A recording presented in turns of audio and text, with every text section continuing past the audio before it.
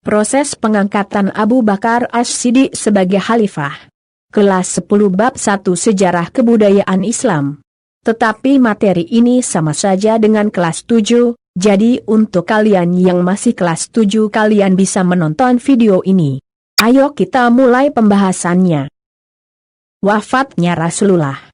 Rasulullah Muhammad SAW wafat pada tanggal 12 Rabiul Awal tahun 11H bertepatan dengan 8 Juni 632 M, dalam usia 63 tahun. Tak berselang lama, keadaan kaum muslimin yang belum siap kehilangan beliau itu menjadi kacau.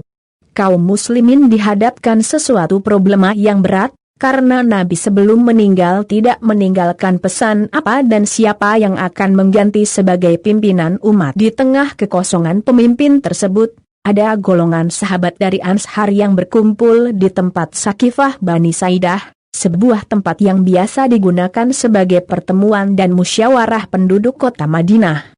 Pertemuan tersebut dipimpin oleh seorang sahabat yang dekat dengan Nabi yaitu Sa'ad bin Ubadah, tokoh terkemuka suku Khazraj. Sa'ad bin Ubadah mengajukan wacana dan gagasan bahwa kaum Ansarlah yang pantas memimpin kaum muslimin.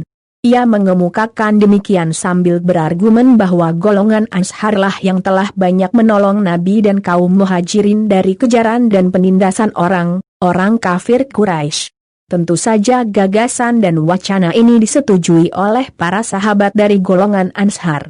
Pada saat beberapa tokoh kaum muhajirin seperti Abu Bakar, Umar bin Khattab, dan Abu Ubaidah bin Jarrah, dan sahabat muhajirin yang lainnya mengetahui pertemuan orang-orang Ansar tersebut, mereka segera menuju ke Sakifah Bani Saidah.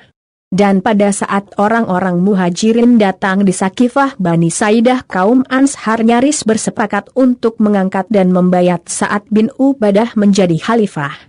Kaum muhajirin diajak untuk mengangkat dan membayat Sa'ad bin Ubadah. Namun, kaum muhajirin yang diwakili Abu Bakar menolaknya dengan tegas. Alasan Abu Bakar adalah merekalah yang lebih dulu memeluk agama Islam. Kaum muhajirin dengan perjuangan yang berat selama 13 tahun menyertai Nabi dan membantunya mempertahankan Islam dari gangguan dan penindasan kaum kafir Quraisy di Mekah. Dengan usulan Abu Bakar, golongan Ansar tidak dapat membantah usulannya. Kaum Ansar menyadari dan ingat bagaimana keadaan mereka sebelum Nabi dan para sahabatnya dari Mekah mengajak masuk Islam. Bukankah di antara mereka sering terlibat perang saudara yang berlarut-larut? Pada saat yang bersamaan Abu Bakar menunjuk dua orang muhajirin di sampingnya yang dikenal sangat dekat dengan Nabi yaitu Umar bin Khattab dan Abu Ubaidah bin Jarrah. Abu Bakar mengusulkan agar memilih satu di antara keduanya untuk menjadi khalifah. Namun, sebelum kaum Ansar merespon usulan Abu Bakar, Umar dan Abu Ubaidah justru menolaknya dan keduanya justru balik menunjuk dan memilih Abu Bakar. Secara cepat dan tegas Umar mengayunkan tangannya ke tangan Abu Bakar dan mengangkat tangan Abu Bakar dan membayatnya. Lalu apa yang dilakukan Umar ini segera diikuti oleh Abu Ubaidah dan akhirnya diikuti kaum Ansar untuk membayat Abu Bakar kecuali Sa'ad bin Ubadah.